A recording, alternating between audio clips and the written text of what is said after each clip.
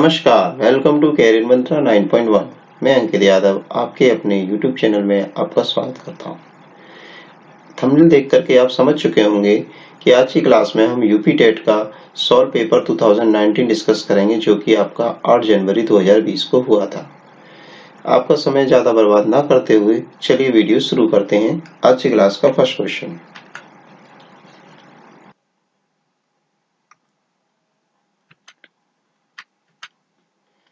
Question first है, किसी आयताकार खेत का विकर्ण 17 मीटर है और परिमाप 46 मीटर है, तो खेत का क्षेत्रफल क्या होगा। अब देखिए, आयताकार खेत कैसा होता है। तो आयताकार खेत की बात करें तो कुछ इस शेप का होता है, आयताकार रेक्टेंगल। अब आयताकार खेत में ये तो इसकी हो गई लंबाई और ये इसकी हो गई चौड़ाई, L इंटू बी। ठीक है, और इसका जो विकर्ण होता है वो डायगोनल इस तरह से होता है बीच में से। अब बात करते हैं, ये जो वैल्यू दे रखी है इस विकर्ण को मैं डी मान लेता हूँ। क्या मान लेता हूँ? डी मान लेता हूँ। तो ये आप समझ सकते होंगे कि ये 90 डिग्री होता है यहाँ पर। तो ये पाइथागोरस प्रमेय को, थ्योरम को कंप्लीट करेगा, क्योंकि एक त्रिभुज बन गया और समकोण त्रिभुज बन गया है। ठीक है, तो यहाँ से पाइथागोरस प्रमेय क्या कहती है, डी का स्क्वायर बराबर होता है एल का स्क्वायर प्लस बी का स्क्वायर। ठीक है, डी का स्क्वायर इक्वल टू एल का स्क्वायर प्लस बी का स्क्वायर। अब देखिए, और दूसरी चीज क्या होती है, इसका परिमाप दे रखा है 46। तो 46 परिमाप दे रखा है, तो परिमाप क्या होता है, परिमाप होता है आपका 2 into L plus B, 2 into L plus B. और ये कितना दे रखा है, 46 दे रखा है। तो आप अगर ध्यान दें तो एल प्लस बी की वैल्यू कितनी हो जाएगी, एल प्लस बी की वैल्यू हो जाएगी 23। कैसे, इस 2 से मैंने इसको काट दिया, 2 दूनी 4 और 2 तिया 6, तो 23 आ गई। अब एल प्लस बी की वैल्यू हो गई 23 और डी स्क्वायर बराबर होता है एल का स्क्वायर प्लस बी का स्क्वायर। अब देखिए आगे चलते हैं हम जरा। तो डी स्क्वायर की वैल्यू क्या हो जाएगी, डी स्क्वायर की जो वैल्यू हो जाएगी हमारे पास, वो हो जाएगी हमारे पास कितनी, 17 का स्क्वायर। 17 का स्क्वायर, और 17 का स्क्वायर कितना होता है, 289। 289 किसकी वैल्यू हो गई, डी स्क्वायर की भी वैल्यू हो गई और एल का स्क्वायर प्लस बी का स्क्वायर की भी वैल्यू हो गई 289। आगे चलते हैं, ये जो समीकरण हमारे पास आया है एल प्लस बी बराबर 23, तो इसको स्क्वायर करेंगे, क्या करेंगे, इसका हम वर्ग करेंगे। तो वर्ग करेंगे तो यहाँ पर आगे चलें तो एल का स्क्वायर प्लस बी का स्क्वायर प्लस 2LB, ठीक है, ए प्लस बी का होल स्क्वायर खोल दिया मैंने, ठीक है, इक्वल टू 23 का होल स्क्वायर। तो 23 का होल स्क्वायर करूंगा तो क्या हो जाएगी, 529 हो जाएगी वैल्यू। कितनी हो जाएगी वैल्यू, 529। अब जरा ध्यान देने वाली बात क्या है कि एल का स्क्वायर प्लस बी का स्क्वायर की वैल्यू हमारे पास कितनी है, 289 है। तो 289 यहाँ पे पुट करेंगे, प्लस का 2LB इक्वल टू 529। अब 2LB की वैल्यू कितनी हो जाएगी, 529। ये हमारा 289 इधर जाएगा बराबर के, तो माइनस का हो जाएगा 289। ठीक है, अब 529 में से 289 को लेस करेंगे तो हमारे पास आ जाएगा 240, 240। तो 2LB की वैल्यू कितनी होगी, 240। तो LB की वैल्यू कितनी हो जाएगी, 240 में हम क्या करेंगे, 2 का भाग लगा देंगे, तो वैल्यू आ गई हमारे पास कितनी, 120। तो LB क्या है, LB होता है क्षेत्रफल। ठीक है, आयताकार खेत का क्या होता है, क्षेत्रफल, लंबाई गुणा चौड़ाई। तो लंबाई गुणा चौड़ाई की वैल्यू कितनी आ गई, 120। तो यही इस क्वेश्चन का आंसर हो जाएगा। किसी आयताकार खेत का विकर्ण जिसका विकर्ण जो है 17 मीटर है और परिमाप जो है 46 मीटर है, तो उसका क्षेत्रफल होगा 120 मीटर स्क्वायर। ठीक है, ढंग से समझ में आ गया, पूरा एक एक स्टेप मैंने डिस्क्राइब से बताया है। चलिए नेक्स्ट क्वेश्चन की तरफ चलते हैं हम लोग। क्वेश्चन ये कह रहा है 2 की पावर -1 ब्रैकेट फिर ब्रैकेट है और उसकी पावर फिर से -1 है। तो इसको मैं यहाँ पे लिख देता हूँ, यहाँ सॉल्व करके मैं आपको समझा देता हूँ। देखो, 2 की पावर -1, फिर हमारे पास छोटा ब्रैकेट है, फिर एक और बड़ा ब्रैकेट लगाया है, ठीक है, और इसकी पावर भी -1 दे रखी है। अगर देखिए पहले अंदर वाले को मैं खोलता हूँ, देखो पावर जिसकी -1 होती है, तो पावर को प्लस में ले जाने के लिए हम उस वैल्यू को नीचे अपॉन में ले जाते हैं। ठीक है, तो हम इसको कैसे लिखेंगे, 1/2 की पावर 1 हो गई। अब क्या हो गई, 1 हो गई। ठीक है, और दूसरा ब्रैकेट है और दूसरे ब्रैकेट में क्या लगा हुई है, पावर -1 लगी हुई है। ये ब्रैकेट तो हमारा खुल गया, तो इसको लिखने की कोई जरूरत ही नहीं थी हमें वैसे तो। ठीक है, 1/2 की प्रॉपर मतलब ब्रैकेट चल रहा है, 1/2 की पावर क्या हो जाएगा, -1। अब -1 पावर फिर से लगी हुई है, तो हम इस पावर को प्लस में करने के लिए हम क्या करेंगे, फिर से पलट देंगे इस संख्या को। तो पलट देंगे, ये 2 फिर से ऊपर आ जाएगा और 1 नीचे आ जाएगा, तो वैल्यू हो जाएगी 2। ठीक है, 2 की पावर 1, 2 की पावर 1 की वैल्यू क्या होती है, 2। अब ये कह रहा है कि जब हमने इस पूरे को सॉल्व किया, ठीक है, इस पूरे को सॉल्व किया तो हमारे पास क्या आया, 2 आया। अब ये पूछना चाह रहा है कि ये 2 क्या है, ठीक है। ऑप्शन दिए हुए और ऑप्शन के अकॉर्डिंग हमें बताना है। 2 एक अभाज्य संख्या है, हाँ है, बिल्कुल सही बात है। 2 एक सम संख्या है, हाँ है, बिल्कुल सही बात है। 2 का गुणक है, मतलब 2 का ही गुणक है 2, हाँ है, बिल्कुल सही बात है। तो और विषम संख्या है, नहीं है, विषम संख्या नहीं है, ठीक है। तो ए बी सी तीनों बातें सही हो जाएंगी, तो डी ऑप्शन इसका सही हो जाएगा। D option is right, A B C. Next question की तरफ चलते हैं। निम्नलिखित में से कौन सा कथन सही है? सबसे छोटी अभाज्य संख्या 1 है। क्या अभाज्य संख्या 1 से शुरू होती है? नहीं, बिल्कुल नहीं। अभाज्य संख्या तो हमारी होती है 2, फिर आपका 3, फिर आपका 5, फिर 7, फिर आपका 9। 9 नहीं होती है भाई, 9 7 के बाद होती है 11, फिर आपका 13। इस तरह से अभाज्य संख्याएं चलती हैं। तो हमारा 1 क्या सबसे छोटी अभाज्य संख्या है? नहीं है, ये बात गलत हो गई है। एक भाज्य संख्या विषम हो सकती है? क्या एक भाज्य संख्या, कोई भाज्य संख्या विषम हो सकती है? हाँ, हो सकती है। देखो 9 को देखो, 9 एक भाज्य संख्या भी है और एक विषम संख्या भी है, तो 9 3 से कट रही है, ठीक है। तो हमारी ये विषम संख्या हो गई है, ठीक है। तो ये बात बिल्कुल सही है और सही बात ही पूछी है, तो बी ऑप्शन इसका राइट हो जाएगा। आगे चलते हैं, वैसे और ऑप्शन गलत क्यों है वो बता देता हूँ। कोई सम अभाज्य संख्या नहीं है, गलत बात है, 2 होती है, ये भी बात गलत हो गई, ठीक है। दो अभाज्य संख्याओं का योगफल सदैव अभाज्य संख्या होती है। देखो 2 अभाज्य संख्याओं का सदैव अभाज्य है, ऐसा नहीं हो सकता। जैसे कि इसमें ही मैं देख लूं, जैसे कि मैंने 5 को ऐड किया और सपोज करो 7 को ऐड किया, तो 7 और 5 12 आ रहा है। क्या ये अभाज्य संख्या ही आ रही है? नहीं आ रही, ये तो सम संख्या बन गई हमारे पास, तो ये बात भी गलत हो गई। तो इस क्वेश्चन का राइट आंसर हो जाएगा बी ऑप्शन इज राइट। एक भाज्य संख्या विषम संख्या हो सकती है? हाँ, बिल्कुल हो सकती है, इसमें कोई दो राय नहीं है। फोर्थ क्वेश्चन कह रहा है हमसे, एक बहुभुज के अंत्य और बाह्य कोणों का अंतर 60 है। देखो अंदर वाले कोण और बाह्य वाले कोणों का मान कितना है? 60 है। तो बहुभुजों की भुजाओं की संख्या बताइए। देखो इसमें कुछ नहीं है, देखिए पहले मैं फॉर्मूले पुट कर देता हूँ, आपको ध्यान रहेंगे। देखो अंत्य कोण का मान क्या होता है?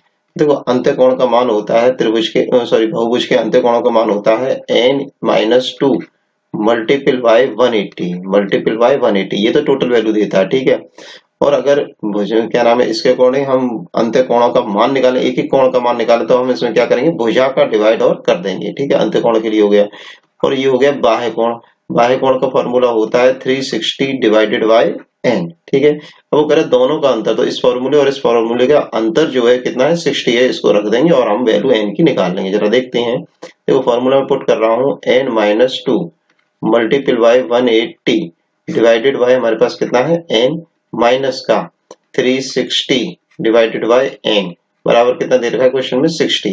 अब इसे सॉल्व करते हैं, सिंपल सा है, ठीक है। तो जरा देखिए 180, पहले इस वाले समीकरण में 180 का मल्टीपल इससे करेंगे तो वैल्यू हो जाएगी 180n माइनस का 2 का मल्टीपल 180 से होगा तो वैल्यू हो जाएगी कितनी? 360, ठीक है।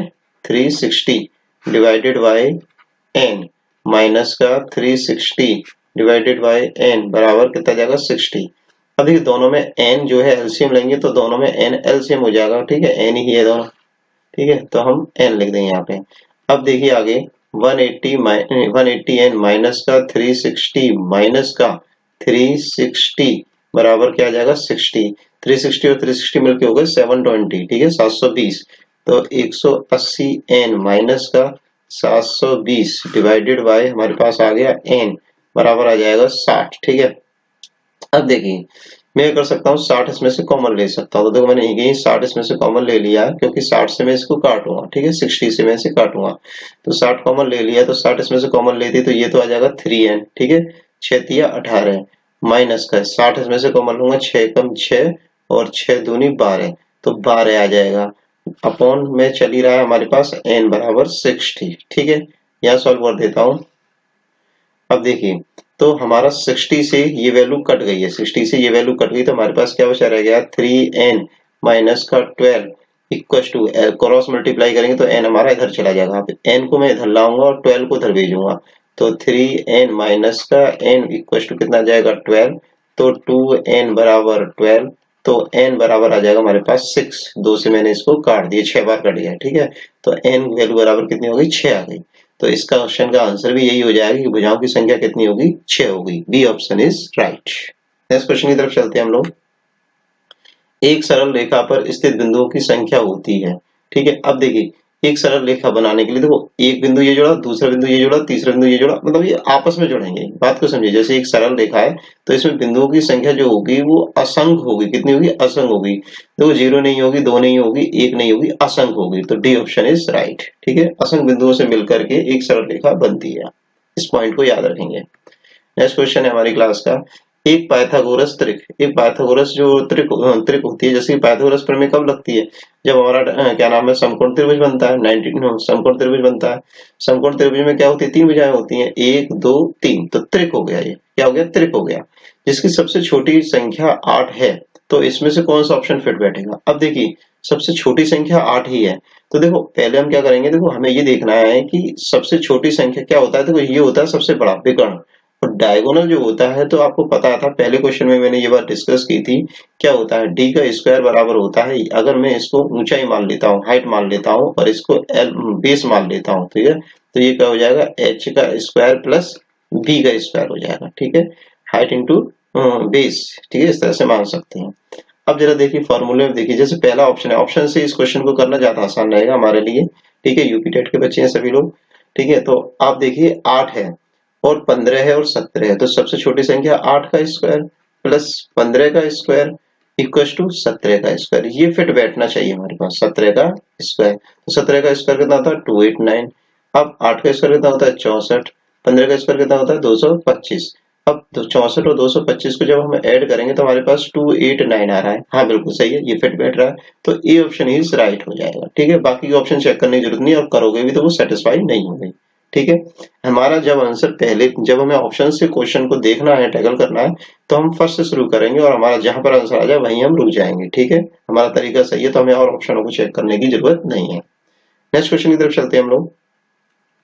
जेड का मान ज्ञात कीजिए यदि संख्या 417 जेड 8 9 से डिवाइडेबल है। देखिए 417 और 417 और जेड क्या कह रहा है? जेड, और फिर उसके बाद 8, ये किससे डिवाइडेड है? 9 से डिवाइडेड है। अब इस क्वेश्चन को करने के लिए हमें जेड का मान निकालने के लिए हमें 9 की भाज्यता या डिजिबिलिटी का पता होना चाहिए। तो 9 की डिजिबिलिटी ये कहती है कि अंकों का योग करिए, तो देखिए कि वो 9 के पाड़े में आ रहा है नहीं आ रहा। तो देख लेते हैं, हम ऐड कर लेते हैं। 4 और 1 5, 7 12 हो गए, 12 और 8 कितने हो गए? 20 हो गए। ठीक है, तो 20 प्लस जेड डिवाइडेड बाय 9। अब देखिए कि जेड की वैल्यू में ऐसी कौन सी रखूं कि 9 के टेबल में कंप्लीट हो जाए।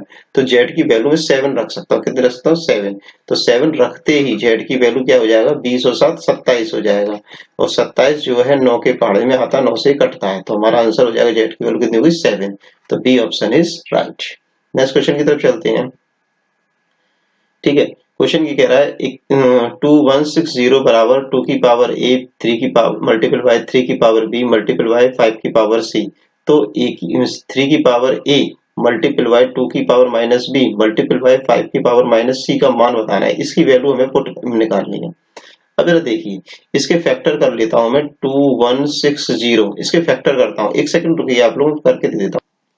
अब देखिए मैंने इस 2 के फैक्टराइजेशन कर दिए, तो जरा ध्यान दीजिए। 2 इसकी वैल्यू, इस 2160 के फैक्टराइजेशन करने के बाद ये टर्म्स जो आए हैं, देखो 2 आया है हमारे पास, एक 3 आया है और एक 5 आया है। ये 3 चीजें आई हैं।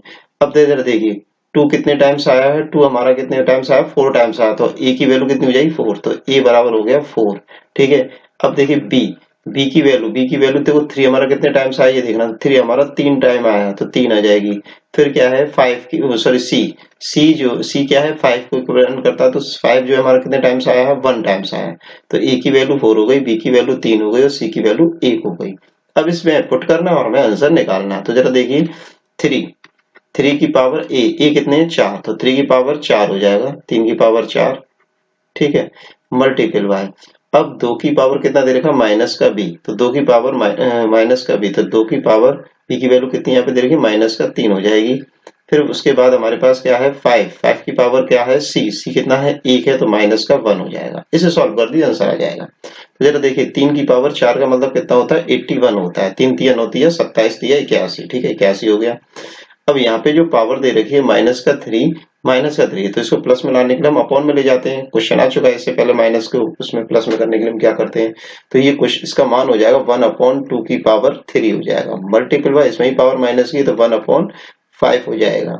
अब आगे देखें तो इसको जब सॉल्व करेंगे तो 81 मल्टीपल बाय 1/2 की पावर 3 का मतलब होता है 8, 2 2 जा 4 2 जा 8 और अपॉन में 5 हो जाएगा। ठीक है, जब हम इसे आगे सॉल्व करते हैं तो देखो ऊपर क्या है 81 मल्टीपल बाय 1 मल्टीपल बाय 1, तो हमारी टोटल वैल्यू हो जाएगी ऊपर 81, इनका गुणा करा आपस में, और नीचे हो जाएगी 8 पंजा 40। तो इस क्वेश्चन का आंसर हो जाएगा 81/40। ठीक है, तो बी ऑप्शन इज राइट।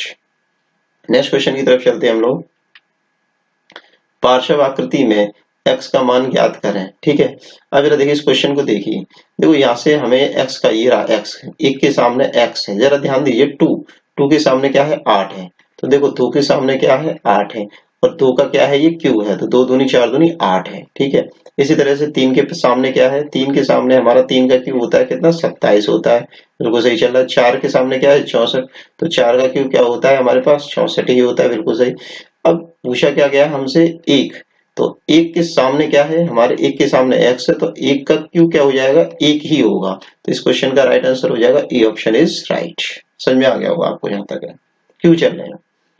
किसी बंटन का बहुलक, आपसे क्या बात कर रहा है, बहुलक ज्ञात किया जा सकता है इनमें से। अब देखो बहुलक क्या होता है, बहुलक वो शब्द होता है कि पुनरावृत्ति होना, किसी भी आंकड़े की पुनरावृत्ति हो रही है तो वही बहुलक होता है। जैसे मैंने लिखा सपोज करो 2 5, फिर लिखा मैंने 6, फिर लिखा 7, फिर 3, फिर 2, फिर 2, फिर 3, 5, फिर 2 2 1 9, फिर 2, तो आप ध्यान देंगे कि 2 की पुनरावृत्ति सबसे ज्यादा बार की है मैंने इस आंकड़े में। देखो 1 2 3, फिर 4 5 6, 6 बार हमारा 2 आया है, 2 कितनी बार आया 6 आया है, तो ये बहुलक बन गया है इस आंकड़ों का। ठीक है, इन आंकड़ों में क्या है ये बहुलक है। अब आगे चलते हैं, तो पूछा क्या है, किसी बंटन का बहुलक ज्ञात किया जा सकता है। तो किसी बंटन का बहुलक जो ज्ञात किया जा सकता है वो केवल आयत चित्र द्वारा ज्ञात किया जाता है, तो डी ऑप्शन इसका सही बिल्कुल हो जाएगा। नेक्स्ट क्वेश्चन की तरफ चलते हैं।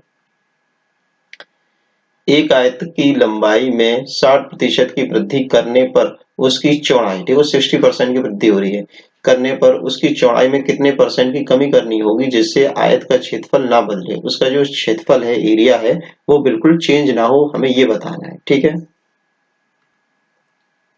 हाँ देखिए, देखो इस क्वेश्चन को करने के कई तरीके हैं। देखो एक तरीका है, जैसे उसने क्या बोला है लंबाई 60% वृद्धि कर दी जाए। ठीक है, तो जरा ध्यान दीजिए कोई भी वैल्यू अपने आप में कितनी होती है 100% होती है, कितनी होती है वो 100% होती है।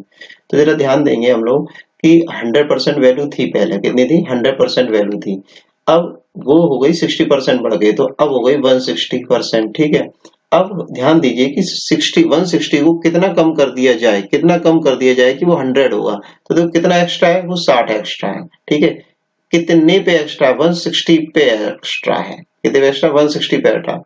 अब इसकी परसेंटेज वैल्यू जब निकालेंगे तो हम 100 को मल्टीपल कर देंगे, इस लाइन को समझिए। ठीक है, देखो पहला था 100, अब हो गया 160, अब 160 को 100 पे लाने के लिए हमें कितना कम करना पड़ रहा है 60 कम करना पड़ रहा है, कितने पे कम करना पड़ रहा है 160 पे कम करना पड़ रहा है, सिंपल है।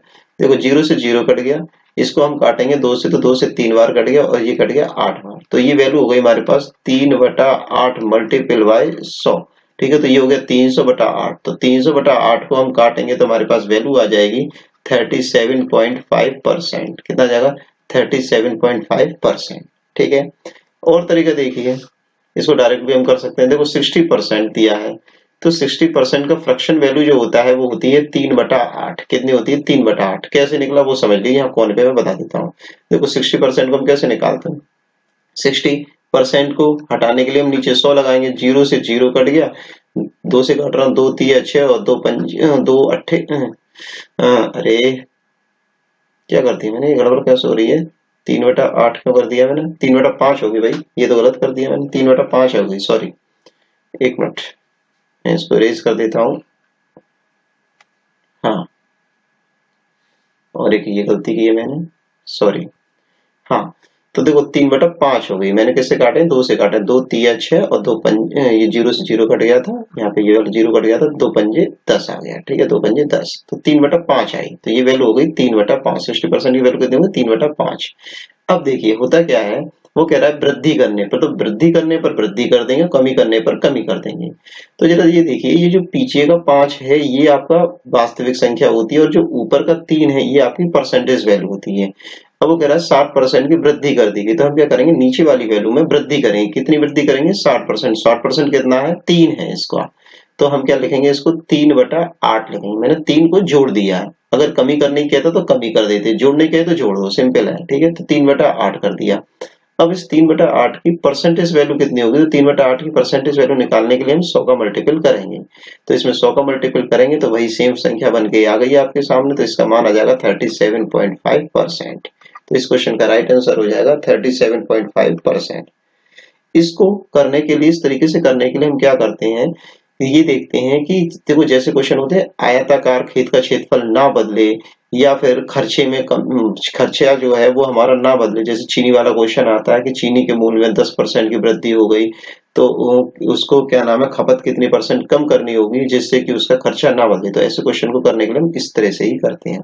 अब इनको इन केस ये क्वेश्चन 20% पे आता, सपोज करो 20% वृद्धि पर आता, ठीक है, समझ लेते हैं एक सेकंड, वृद्धि पे आता, तो हम कैसे करते हैं, तो 20% का जो फ्रैक्शन वैल्यू होती है 1/5 होती है। कैसे निकालेंगे हम, 100 का डिवाइड करके निकालेंगे।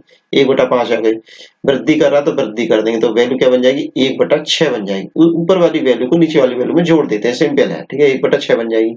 और 1/6 का परसेंटेज वैल्यू निकालने के लिए हम क्या करेंगे, 100 का गुणा कर देंगे, तो 6 का डिवाइड हम 100 में देंगे, तो ये वैल्यू आ जाएगी 16 सही 2/3%। ठीक है, इसका मान आ जाएगा 16 सही 2/3%। ठीक है, इसी तरह से वो बोलता, सपोज करो कि 25% की कमी कर दी गई। अब मैं कमी वाला देख लेता हूँ, यही बता देता हूँ, कई क्वेश्चन हो गए एक साथ। ठीक है, 25% की कमी कर दी गई, तो क्या नाम है, उसमें क्या करना पड़ेगा, तो 25% का फ्रैक्शन वैल्यू बन जाएगा 1/4। ठीक है, अब 1/4 कमी कर रहा तो कमी कर देंगे, तो वैल्यू बन जाएगी 1/3। अब एक को मैंने नीचे वाले में से कम किया, पहले बढ़ाया था अब कम कर रहा हूँ, कमी है इसलिए 1/3 हो गया। अब इस 1/3 का परसेंटेज वैल्यू निकालने के लिए क्या करेंगे, 100 का गुणा करेंगे। अब 100 का गुणा करते ये मान आ जाएगा 33 सही 1/3%। ठीक है, इस तरीके से आप कई चीजों को समझ चुके होंगे। चलिए नेक्स्ट क्वेश्चन की तरफ चलते हैं, वीडियो बहुत लंबी होती जा रही है। एक घन का आयतन संख्यात्मक रूप से उसकी भुजाओं की लंबाई के योग के बराबर है। ठीक है, अब देखिए समझना है इस क्वेश्चन को। एक घन का आयतन, ठीक है, तो घन का आयतन क्या होता है, तो देखो घन कुछ इस शेप का होता है। पहले घन को देखिए, घन कैसा होता है, जिसकी लंबाई चौड़ाई और ऊंचाई सभी समान होती है। ठीक है, तो घन कुछ इस शेप का बनेगा, लंबाई चौड़ाई और ऊंचाई समान हो गई। ठीक है, ए और ए, लंबाई चौड़ाई ऊंचाई। तो इसका आयतन जो होता है वो हो जाता है, आयतन घन का क्या होता है, आयतन होता है हमारा 1/3, मतलब ए क्यूब। ठीक है, ए गुणा ए करेंगे तो ए क्यूब हो जाएगा, तीनों का आपस में मल्टीपल करेंगे। अब आयतन जो है संख्यात्मक रूप से उसकी भुजाओं की लंबाई के योग के बराबर है, ये बोला गया योग के बराबर है। ठीक है, तो देखो भुजा क्या होती है, जरा ध्यान दीजिए। देखो एक घन जो होता है, घन किस शेप का होता है, इसकी देखो घन की मैं 3D शेप बनाऊंगा तो उसमें आपको सभी बातें क्लियरली समझ में आएंगी। थोड़ा बड़ा बना देते हैं, एक सेकंड रुकिए।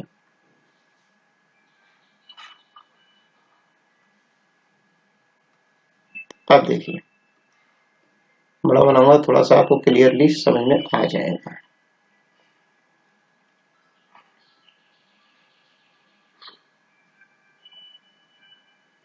आपने बचपन क्या नाम है, अभी लॉकडाउन चला था तो आपने लूडो खेला होगा, तो वहां से आपको पता होगा घन क्या होता है। पास है जो कौड़ी हम फेंकते हैं, उसे 1 2 3 4 5 6 लिखा होता है, तो वही घन होता है।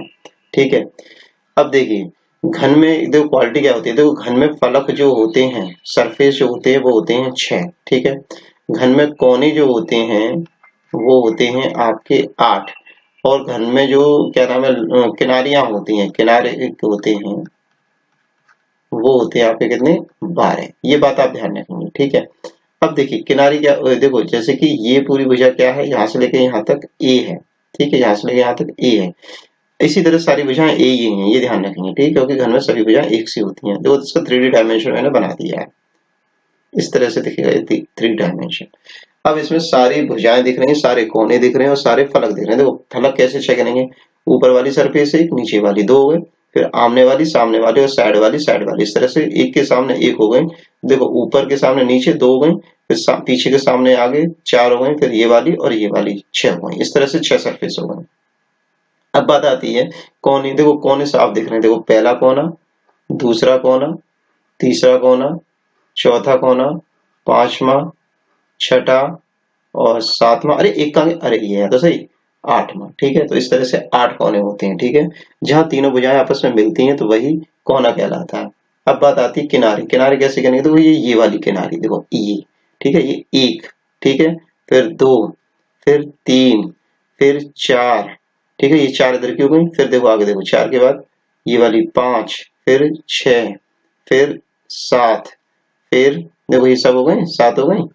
और कोई बची है इसमें, देखो मैंने इधर की गिनी थी, एक दो तीन चार, सात हो गई। चलो आगे चलते, सात के बाद आठ, नौ, 10, 11, और देखो ये सीधी खड़ी वाली नहीं गिनी थी, 12। इस तरह से 12 किनारी होती हैं। ठीक है, समझ में आ गया होगा आपको। ठीक है, और आप पासा लेके गिन सकते हैं। इस तरह से किनारी 12 होती हैं। अब वो देखो समझो, जो भुजा होती है वो किनारी ही होती है। ठीक है, इस क्वेश्चन में अच्छे अच्छे लोग कर नहीं पाए थे। ठीक है, भुजा जो होती है वो किनारी ही होती है।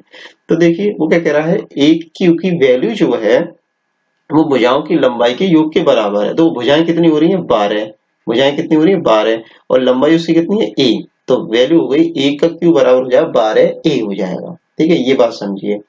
अब आगे चलते हैं, तो जरा ए से मैं ए को काटूंगा तो बचेगा क्या, ए का स्क्वायर। ए का स्क्वायर की वैल्यू कितनी हुई, 12 है। तो ए स्क्वायर हमारे पास कितना है, 12 आ गया। अब आगे चलिए, वो कह रहा है संपूर्ण पृष्ठीय क्षेत्रफल क्या होगा।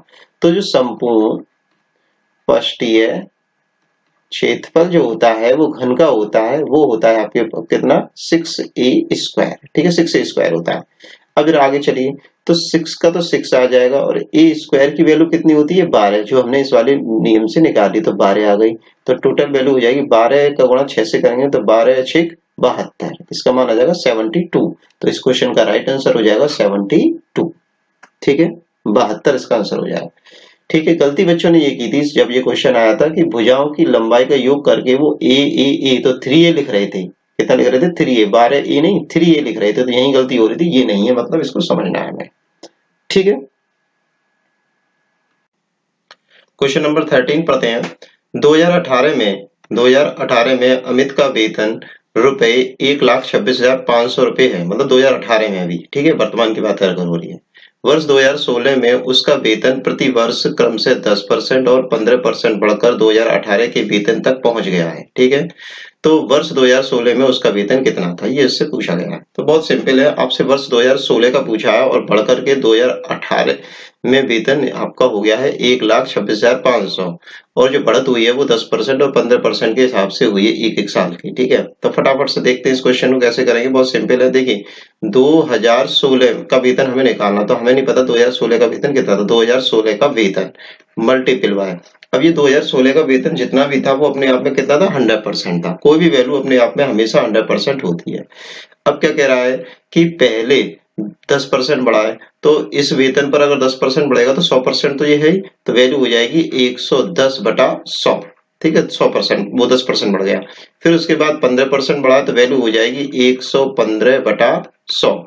अगर 10% बढ़ रहा तो 10% बढ़ा देंगे, अगर 10% घट रहा होता तो फिर हम 90/100 लिखते हैं। ठीक है, चलिए फिर उसके बाद जो वेतन आ रहा है, देखो 2016 का जो वेतन था पहले 10% बढ़ा तो हमने कर लिया, फिर उस पे 15% बढ़ा तो हमने वो कर लिया। अब जो टोटल वैल्यू आ रही है वो आ रही है 1,26,500 रुपए। इसे हमें कैलकुलेट करना और हमारा 2016 का वेतन निकल के आ जाएगा। सिंपल है।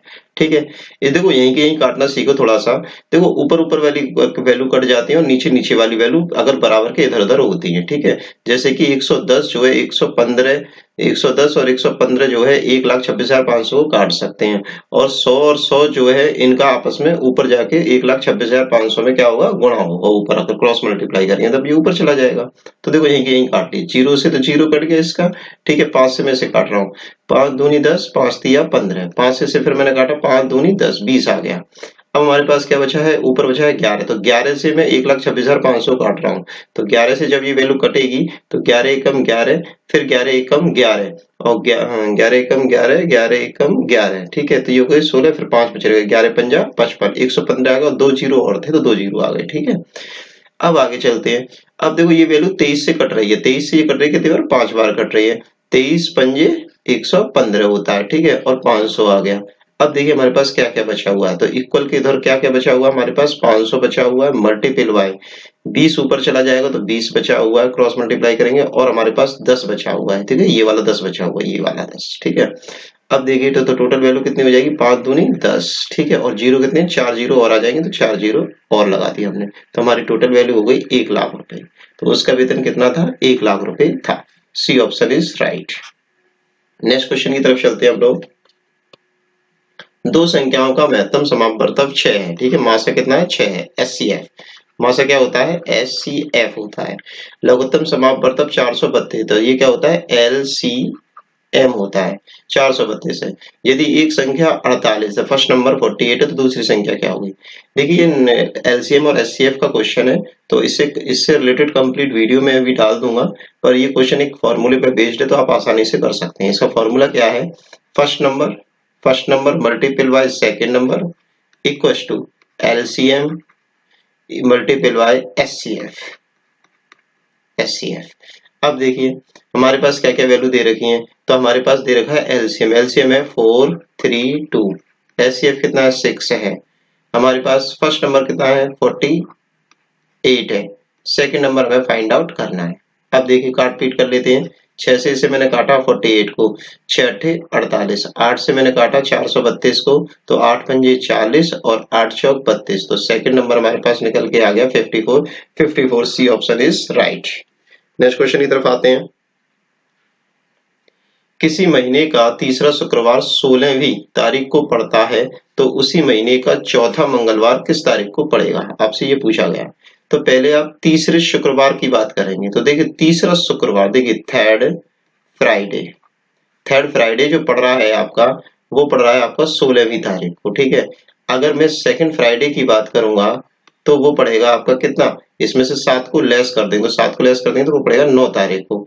फिर आपका फर्स्ट फ्राइडे जो पड़ेगा, वो पड़ेगा आपका 2 तारीख को। तो फर्स्ट फ्राइडे आपका जो पड़ रहा है कितनी तारीख का पड़ रहा है, 2 तारीख का पड़ रहा है, ठीक है। समझ में आ गई होगी यहाँ तक बात। हम 7-7 दिन की डिफरेंस करके चलते हैं, जिससे क्या है, क्योंकि होता क्या है कि 7 दिन पे वही दिन सेम आ जाता है, ठीक है। 7 दिन को हम बढ़ाएंगे या फिर घटाएंगे, ठीक है। अगर पीछे जाना तो हमें घटाते जाएंगे, अगर आगे जाना तो हमें बढ़ाते जाएंगे, ठीक है। तो हमारा पहला शुक्रवार जो पड़ गया वो 2 तारीख का पड़ गया। अब बात क्या कर रहा है, अब क्वेश्चन आगे पढ़ते हैं। उसी महीने का चौथा मंगलवार, आपको मंगलवार पे फोकस करना है, तो पहले फ्राइडे को मंगल बनाओ, ठीक है। तो शुक्रवार के बाद क्या आता है, शुक्रवार के बाद आता है शनिवार, शनिवार के बाद रविवार, फिर सोमवार, फिर मंगलवार, ठीक है। और मंगलवार ही हमें पकड़ना है, ठीक है। शुक्रवार, शनिवार, इतवार, सोमवार, मंगलवार, ठीक है। अब देखो ये कितनी तारीख का था, 2 तारीख का, 2 के बाद 3, फिर 4, फिर 5 और फिर 6, तो हमारा 6 तारीख का फर्स्ट मंगलवार पड़ेगा, ठीक है। बात समझ में आ गई। हमारा पहला मंगलवार कितनी तारीख का पड़ेगा, 6 तारीख का पड़ेगा, ठीक है। अब बस आगे बढ़ाते जाओ, ठीक है। पहला मंगलवार जो पड़ रहा है वो पड़ रहा है आपका 6 तारीख का, ठीक है। तो दूसरा मंगलवार जो पड़ेगा वो पड़ेगा आपका कितने दिन बाद, 7 दिन जोड़ दीजिए इसमें, तो 13 तारीख का। फिर तीसरा पड़ेगा आपका मंगलवार, वो पड़ेगा आपका, फिर 7 से दिन जोड़ दी तो ये पड़ेगा आपका कितनी, 20 तारीख को। और फिर चौथा जो मंगलवार पड़ेगा वो आपका पड़ेगा कितनी तारीख को, 27 तारीख को। तो 27 तारीख इसका क्वेश्चन का आंसर हो जाएगा, तो D option is right. Next question देखते हैं हम लोग। यदि a प्लस बी अपॉन सी बराबर है b प्लस सी अपॉन ए बराबर है c प्लस ए अपॉन बी बराबर है k के, ये सभी वैल्यू आपस में k के बराबर और k का मान आपसे पूछा है। तो देखिए देखते हैं फटाफट से। देखिए इसका मतलब क्या है, a प्लस बी अपॉन सी बराबर किसके है, ये सब लास्ट में आके k के ही तो बराबर है। इसी तरह से दूसरा मैं लिख रहा हूँ b प्लस सी अपॉन ए बराबर किसके, ये भी k के है। फिर है c प्लस ए अपॉन बी बराबर किसके, ये भी के है। अब देखिए तो हमारी वैल्यू जो हो जाएगी a प्लस बी की वैल्यू जो हो जाएगी, जब हम इसको क्रॉस मल्टीप्लाई करेंगे तो c हमारा k के पास चला जाएगा, तो ये वैल्यू हो जाएगी c के। इसी तरह से b प्लस सी बराबर किसके हो जाएगी, a के। फिर इसी तरह से c प्लस ए बराबर किसके हो जाएगी, हमारे b के, ठीक है।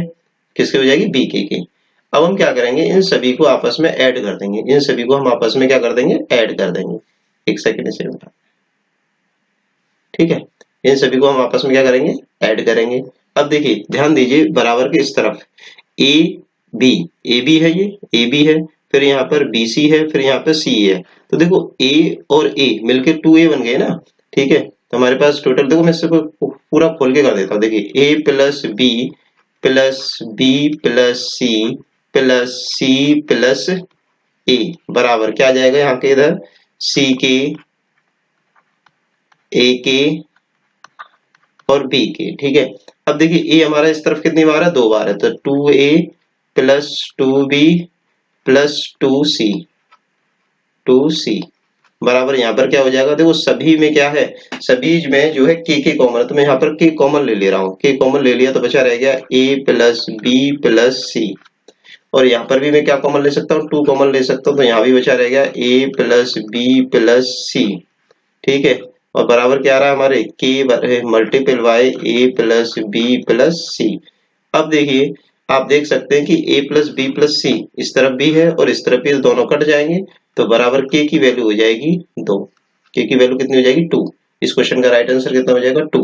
तो 2 option is right, sorry A option is right answer हो गया 2। नेक्स्ट क्वेश्चन की तरफ चलते हैं।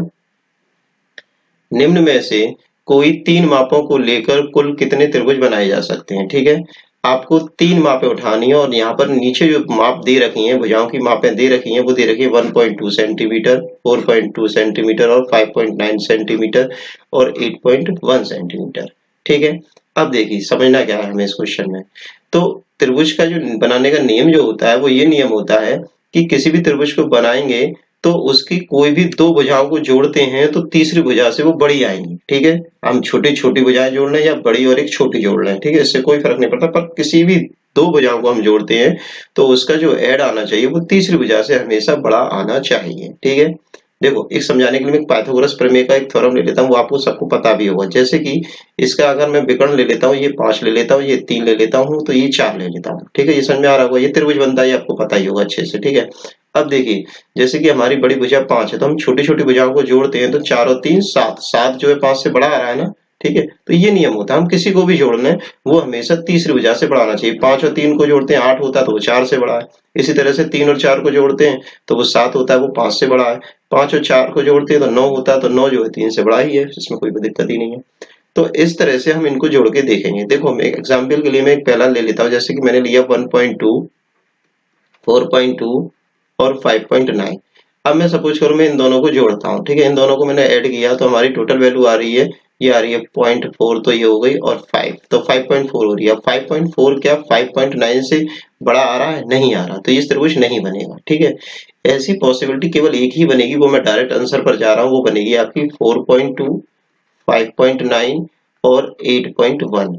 अब जैसे ही आप इन दोनों को ऐड करेंगे तो ये वैल्यू होगी 1 और ये हो जाएगा 10, तो 10.1 हो जाएगा, और 10.1 आपका 8.1 से बड़ा है। हाँ, ये त्रिभुज बनेगा। तो इस क्वेश्चन का राइट आंसर हो जाएगा डी ऑप्शन इज राइट, एक ही त्रिभुज इसमें बनेगा। नेक्स्ट क्वेश्चन की तरफ देखते हैं हम लोग। एक भिन्न का हर अंश के दोगुने से एक अधिक है। ठीक है, जैसे मैंने कोई संख्या लिखी, मैंने लिखा सपोज करो 5/9 लिखा, तो 5/9 में जो ऊपर वाली संख्या होती है ये तो होती है अंश, ये क्या होता है अंश, और नीचे वाली संख्या होती है वो होती है हर। ठीक है, अब क्वेश्चन देखते हैं। वो कह रहा है एक भिन्न का हर अंश के दोगुने, तो देखो ऊपर वाली वैल्यू में अगर मैं x मान लेता हूं तो अंश हो गया आपका x, तो हर जो है अंश के दोगुने, तो नीचे आ जाएगा 2x, डबल कर दिया हमने, से एक अधिक है, एक और इसमें ऐड करना है, तो वैल्यू हो गई हमारे पास जो भिन्न बन गई वो बन गई x/2x + 1। ठीक है, x बटा 2x प्लस 1 आ गई। ठीक है, अब देखिए ये संख्या हमें निकालनी है। वो कह रहा है अंश में 2 जोड़ने पर, अब देखो इसको मैं दोबारा से लिख लेता हूँ, x तो नीचे लिख लिया मैंने 2x + 1।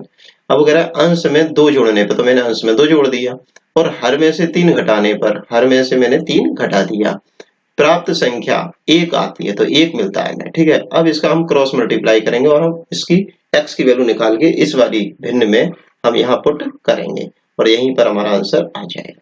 देखिए वैल्यू क्या हो जाएगी, x + 2 बराबर के इधर चला जाएगा हमारे पास 2x प्लस का 1 माइनस का 3, तो यहाँ पर रह जाएगा 2x माइनस का 2 और इधर रह गया x प्लस का 2। अब देखो x को एक तरफ कर लिया तो वैल्यू हो गई 2x माइनस का x, और ये 2 जो है हमारा बराबर किधर जाएगा तो ये प्लस का हो जाएगा, तो 2 + 2 हो जाएगा। ठीक है, तो टोटल वैल्यू हो जाएगी 4 और यहाँ रह जाएगा x, तो x की वैल्यू हो गई कितनी, x की वैल्यू हमारे पास कितनी हो गई 4। अब इस x की वैल्यू को हम इस भिन्न में रख देंगे और हमारा आंसर आ जाएगा। तो देखो ऊपर क्या है हमारा x, ये तो ऊपर तो नीचे ऊपर रहेगा 4, ठीक है, नीचे क्या है 2x, तो 4 का डबल कर देंगे तो 4 दूनी 8 आ गया, प्लस 1 कर देंगे तो ये टोटल वैल्यू बन जाएगी 4/9। 4/9 इस क्वेश्चन का आंसर हो जाएगा, ठीक है। तो डी ऑप्शन इज राइट। एक एक स्टेप में कर रहा हूँ, बहुत मेहनत से वीडियो बन रही है। प्लीज चैनल को लाइक करें, सब्सक्राइब करें, ठीक है, और बेल आइकन पर ऑल का क्लिक करें जिससे कि आपके पास सारे नोटिफिकेशन सबसे पहले पहुंचे, ठीक है। चलिए नेक्स्ट क्वेश्चन की तरफ चलते हैं। सरल कीजिए, इस इक्वेशन को हमें सॉल्व करना है, ठीक है। इस इक्वेशन को हमें क्या करना है, सॉल्व करना है, ठीक है। इस इक्वेशन को देखते हैं फटाफट से यहीं की यहीं। देखिए होता क्या है, मैं इसको फिर से लिखूं, नहीं चलो यहीं की यहीं सॉल्व करते हैं। देखिए होता क्या है कि हमारा सबसे पहले देखो बोर्ड मास का नियम है VOD MAS, ये नियम होता है। तो V से क्या होता है, ब्रैकेट होते हैं, V से क्या होता है, ब्रैकेट होते हैं, ठीक है। तो ब्रैकेट सॉल्व होते हैं, फिर ऑफ सॉल्व होता है, ठीक है, फिर डिवाइड सॉल्व किया जाता है, फिर मल्टीप्लाई सॉल्व किया जाता है, फिर एडिशन सॉल्व किया जाता है, और फिर सब्सक्रिप्शन माइनस सॉल्व किया जाता है, ठीक है। एडिशन प्लस सॉल्व किया जाता है, फिर माइनस किया जाता है सॉल्व, ठीक है। और बोर्ड मास में ब्रैकेट सॉल्व किए जाते हैं, ये वाले, ठीक है, मजला वाले, ठीक है, बार ब्रैकेट, इस तरह सॉल्व होते हैं, ठीक है। अब इसमें भी सबसे पहले ब्रैकेट में क्या सॉल्व होता है, एक तो बार ब्रैकेट सॉल्व होता है, सबसे पहले क्या सॉल्व होगा हमारा, बार ब्रैकेट सॉल्व होगा, फिर हमारा क्या सॉल्व होगा, फिर हमारा क्या नाम है आपका, छोटा ब्रैकेट सॉल्व होता है, ठीक है। क्वेश्चन के अकॉर्डिंग चलते जाते हैं, फिर तो देखते हैं कि जो हमें समझ में चलती रहेगी उस तरह से करेंगे। देखिए इसमें पहले बार ब्रैकेट को सॉल्व करेंगे तो 13 में से 4 जाएंगे तो हमारे पास कितना बचा रह जाएगा, 13 में से 7 जाएंगे तो हमारे पास कितना बचा रह जाएगा, यहाँ पे ये बचा रह जाएगा आपका 7, 6 बचा रह जाएगा, यहाँ पे कितना बचा रह जाएगा, 6 बचा रह जाएगा। देखिए यहीं लिख देता हूँ मैं, 6 डिवाइडेड बाई 24, ठीक है, 6 डिवाइडेड बाई 24, ये ब्रैकेट बंद हो गया। अब प्लस हमारे पास आया कितना, माइनस का 8, ठीक है, ये भी ब्रैकेट में है। फिर क्या है हमारे पास, मजला ब्रैकेट है तो मजला ब्रैकेट लगा देंगे, जैसे जैसे है वैसे वैसे लगा देंगे, एक एक स्टेप सॉल्व करते जाते हैं, ठीक है। जिनको प्रैक्टिस हो जाती है वो एक साथ कई स्टेप्स को भी सॉल्व कर लेते हैं, इसमें कोई बड़ी बात नहीं है। अब देखिए अब हम 6 का डिवाइड 24 में देंगे तो हमारे पास क्या बचा रह जाएगा, 6 का डिवाइड 24 में देंगे तो 6 चौक 24, 4 बचा रह जाएगा, तो किसका, प्लस का 4, तो प्लस का 4 आ गया, ठीक है। अब ये ब्रैकेट हट गया, ठीक है। फिर क्या आता है, ये माइनस का 8 है तो माइनस का 8 लिख लो, यहाँ पे माइनस का 8 हो गया। अब जरा देखो गौर करने वाली बात क्या है कि चलो पहले ब्रैकेट लगा दो, खामखा एक स्टेप आगे हो जाएगा तो कंफ्यूजन हो जाएगा आप लोगों को, ठीक है। और माइनस का ब्रैकेट लग ही रहा है और माइनस का यहाँ 9 है, ठीक है, यहाँ तक बात समझ में आ गई होगी। अब आगे देखिए, अब हम क्या करेंगे, देखिए ये माइनस ब्रैकेट के बाहर क्या है हमारा, माइनस है, ब्रैकेट के बाद क्या है हमारा, माइनस है। तो हम जो है माइनस का मल्टीपल ब्रैकेट के बाहर होगा, इस तो अंदर वालों का सबका साइन चेंज हो जाएगा, तो माइनस माइनस क्या हो जाएगा, प्लस, तो 8 जो आ गया, प्लस का 8 आ गया, माइनस का 4 रह गया, ठीक है। अब ये सॉल्व आउट हो गया, ठीक है, ये सॉल्व आउट हमारे पास हो गया।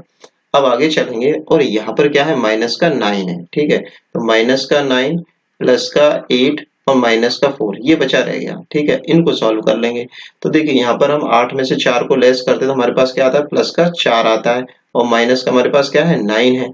अब 9 में से 4 गए तो माइनस का क्या बचा रहेगा, 5, तो 5 इसका क्वेश्चन का आंसर हो जाएगा, माइनस का 5 इस क्वेश्चन का आंसर हो जाएगा। एक एक स्टेप सॉल्व करेंगे तो फायदे में रहेंगे, ठीक है। तो माइनस का 5 इस क्वेश्चन का आंसर हो जाएगा। अगर क्वेश्चन नहीं समझ में आया करे तो दोबारा से रिपीट करके देख लेना, कोई प्रॉब्लम नहीं होगी, एक स्टेप में बताता जा रहा हूँ। क्वेश्चन नंबर 20 क्या कहता है, क्वेश्चन नंबर 20 कहता है यदि मासा जो है क्या है, ए और 8 का क्या दे रखा है, 4 दे रखा है, और लासा दे रखा है ए और 8 का, वही संख्याएं सेम, उनका दे रखा है 24 दे रखा है, तो ए का मान बताना है, ए वैल्यू क्या है वो हमें बतानी है, ठीक है। ऐसी संख्या सोचनी है कि जो कि मासा तो आए 4 और लासा आए 24, ये हमें पता करना है। अब ये भी क्वेश्चन आपका किसका आ गया, लासा मासा का आ गया। देखो तो आज की क्लास में मैंने ये क्वेश्चन एक ऐसा आया था लासा मासा का, तो उसमें एक फॉर्मूला बताया था, उसी फॉर्मूले को यूज करके हम इस आसानी से कर सकते हैं। वो क्या होता है, first number multiple by second number equal to LCM multiple by HCF, ये फॉर्मूला होता है। अब देखिए एलसीएम इस क्वेश्चन में क्या दे रखा है, एलसीएम दे रखा है 24, एचसीएफ कितना दे रखा है, एचसीएफ दे रखा है 4, फर्स्ट नंबर कितने, देखो फर्स्ट नंबर हम ए है और सेकंड नंबर में फाइंड आउट करना है 8 है, सिंपल है। तो देखिए 8 से मैं से काटता हूं तो 8 तिया 24, 3 गुणा 4 बचा रह गया, ठीक है।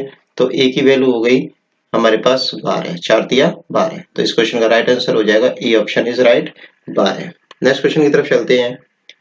एक कमरे की लंबाई 10% घटाई गई चौड़ाई 20% घटाई गई, ठीक है, दोनों चीजें घटाई गई हैं, जबकि ऊंचाई 5% बढ़ाई गई, तो इस प्रकार कमरे के आयतन में कितने प्रतिशत का परिवर्तन हुआ। देखो इस क्वेश्चन को भी करने के कई तरीके हैं, ठीक है, मैं आपको सबसे इजी बताऊंगा। देखिए समझना बात को कि देखो 10% क्या होता है, देखो आपकी लंबाई है, लंबाई आपकी 10% है, 10% क्या हो रहा है, घटाई गई, तो देखो 10% का फ्रैक्शन कितना बनता है, 1/10, ठीक है, और ये क्या हो रही है, घट रही है, तो आप ध्यान रखिए माइनस का होना है, ठीक है। अब आगे बात चलती है, हमारी चौड़ाई की बात आ रही है। चौड़ाई हमारी कितने परसेंट घटाई गई है, 20%, और 20% की फ्रैक्शन वैल्यू में कैसे निकालूंगा, आपको पता है 1/5 हो जाएगी। ये आपको मैंने एक क्वेश्चन आया था, तो मैं कैसे निकालते हैं, कैसे बनाते हैं फ्रैक्शन वैल्यू, तो वो मैं आपको बता चुका हूँ, नीचे 100 आ जाता है और आपस में काट पीट करके तो 1/5 आ जाएगा। अब बात आती है ऊंचाई की, तो ऊंचाई हमारे कितने परसेंट है, 5% है, तो 5% की फ्रैक्शन वैल्यू हो जाएगी 5 बटा किस तरह से निकालेंगे, 5/20 करेंगे, सॉरी 5/100 करेंगे हम, तो ये कट के आ जाएगा 1/20 आ जाएगा, 1/20 बन गई इसकी। और ये सब क्या है, देखो पहली वाली घटाई गई थी, दूसरी वाली भी घटाई गई है, और तीसरी वाली क्या है, बढ़ाई गई है, ये प्लस में है। अब देखिए आगे, देखिए मैंने आपको बताया था कि जो पहले थी, जो नीचे वाली वैल्यू होती है, जैसे 1/10 है, तो ये 10 जो है वास्तविक संख्या हो गई, लंबाई 10 थी, अब वो घट रही है तो एक कम घट जाएगी, ठीक है। तो देखिए पहले इसका अब जो आयतन होता है, आयतन क्या होता है, L into B into H होता है, आयतन क्या होता है, L into B into H होता है, लंबाई गुणा चौड़ाई गुणा ऊंचाई होता है। अब देखिए पहले लंबाई हमारी कितनी थी, तो पहले लंबाई थी हमारी 10, फिर हो गई चौड़ाई थी हमारी कितनी थी, 5, और ऊंचाई थी हमारी कितनी, 20, ठीक है। अब घट रही है, लंबाई हमारी घट रही है, एक घट रही तो रह गई 9, ठीक है।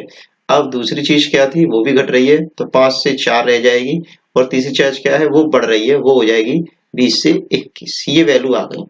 अब देखिए अगर इनमें से कोई वैल्यू, देखो इसकी टोटल वैल्यू और इसकी टोटल वैल्यू आएगी, ये आपकी क्या है, पहले वाली है, और ये आपकी क्या है, बाद वाली है, ठीक है, ये बाद का आयतन है, पहले का आयतन ऊपर वाला। अब देखिए अगर इनमें से कोई कटे तो काट दो, नहीं तो सबका आपस में मल्टीपल करके टोटल वैल्यू निकाल लेंगे, और उसके बाद हम देख लेंगे कि अगर बढ़ रहा है तो बढ़ा देंगे, बढ़ा हुआ बता देंगे, घट रहा है तो घटा हुआ बता देंगे। देखिए मैं यहाँ गौर करूं तो यहाँ पर जो संख्याएं हैं, कुछ कट रहा है, देखो 4 से, हाँ 4 से 20 कट रहा है, तो 4 पंजा 20 में डायरेक्ट से 20, 4 पंजा 20, 5 से काट दिया। अब बस और कुछ कट नहीं रहा है, तो बस आपस में इनका मल्टीपल कर दीजिए। तो देखिए 25 25 और 25 का गुणा 10 से होगा तो कितना हो जाएगा, 250 आ गई। पहले था इसका आयतन 250, अब इसका मल्टीपल करता हूँ तो देखो 9 एकम 9 और 9 दूनी 18, 189 आ गई। अब देखिए इसमें कितना बढ़ गया है, ये वैल्यू में कितना बढ़ गया है, तो ये वैल्यू जो है पहले 250 थी, अब हो गई 189, तो ये घट गई है, बढ़ी नहीं है, ठीक है। और कितनी घट गई है, ये घट गई है 61 घट गई है, कितनी घट गई है, 61 घट गई, ठीक है। बस इसकी परसेंटेज वैल्यू निकालनी, कितना घट गया, 61 घट गया, कितने पे घट गया, 250 पे घट गया, पहले 250 था, मल्टीपल बाय 100, ठीक है।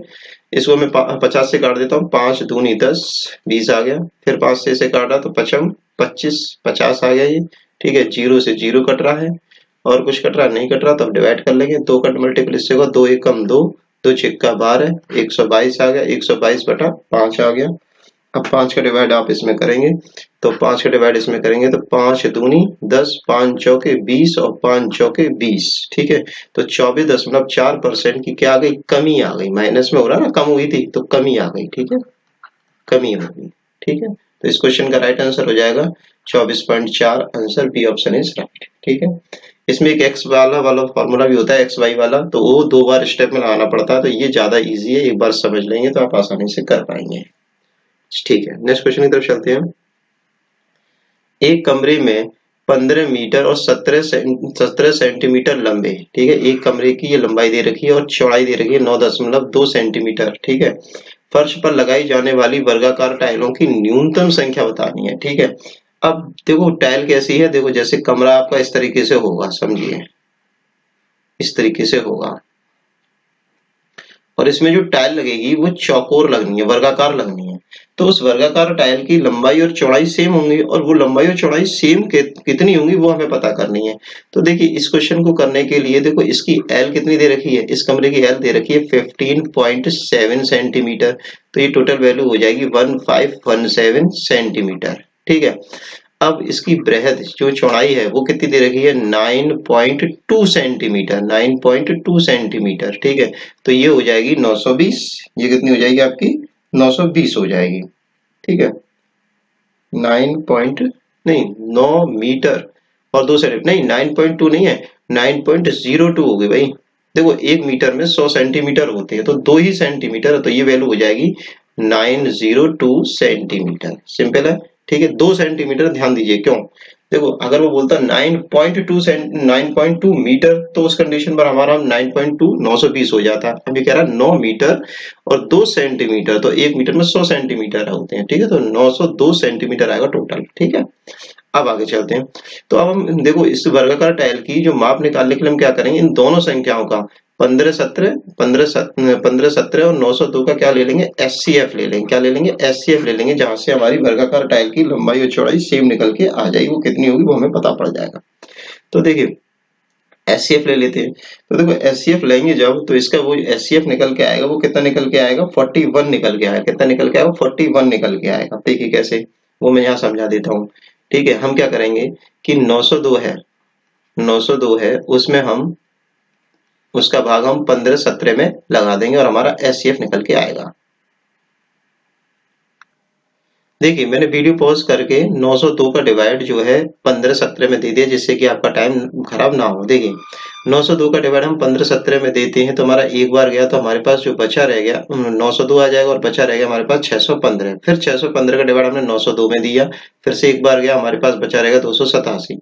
फिर 287 का डिवाइड हमने 615 ऊपर वाली वैल्यू में देते जाते हैं, 615 में दिया, तो हमारे पास दो बार गया और हमारे पास बचा था हमारे पास बचा के रह गया 41। अब 41 का डिवाइड फिर से हमने 287 में दिया, तो हमारा पूरा पूरा भाग चलाएगा, और लास्ट वाला जो डिवाइड देने वाली वैल्यू होती है वही हमारा मासा होता है। ठीक है, एचसीएफ होता है। तो इस क्वेश्चन में एचसीएफ कितना आ गया, 41 आ गया। अब देखिए हम जो वर्गाकार टाइलों की जो निकालेंगे वो कैसे निकालेंगे। देखो टोटल इसका एरिया और इन सभी इस एक वर्गाकार टाइल का एरिया, तो डिवाइड करेंगे तो वो क्या होगा कि वो टोटल टाइलों की संख्या निकल के आ जाएगी। ठीक है, देखिए कैसे करते हैं।